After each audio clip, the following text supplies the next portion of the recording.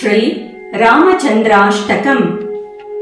सुग्रीवमित्रं परमं पवित्रं, सीताकळत्रं नवमेघगात्रं, कारुण्यपात्रं शतपत्रनेत्रं, श्रीरामचन्द्रं सततं नमामि। संसारसारं निगमप्रचारं, धर्मावतारं हृतभूमिभारं, सदा विकारं सुखसिन्धुसारं, श्रीरामचन्द्रं सततं नमामि। लक्ष्मीविलासं जगतां निवासं, लङ्काविनाशं भुवनप्रकाशं, भूदेववासं शरदिन्दुहासं, श्रीरामचन्द्रं सततं नमामि।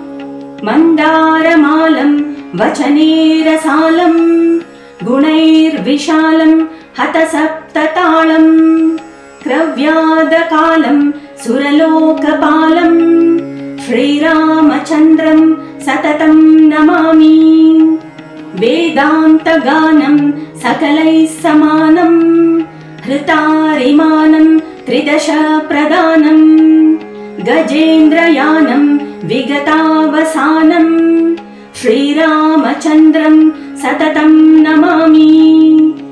श्यामाभिरामं नयनाभिरामं, गुणाभिरामं वचनाभिरामं, विश्वप्रणामं कृतभक्तकामं, श्रीरामचन्द्रं सततं नमामि।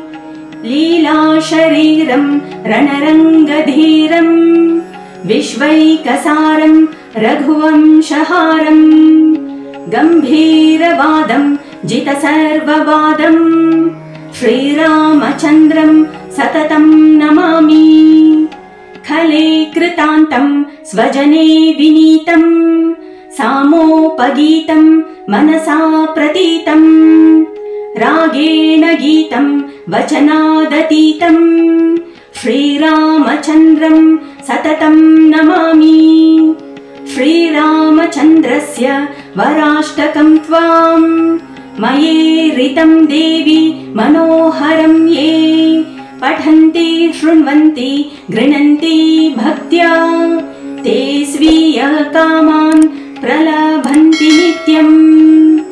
इति श्रीरामचन्द्राष्टकम्।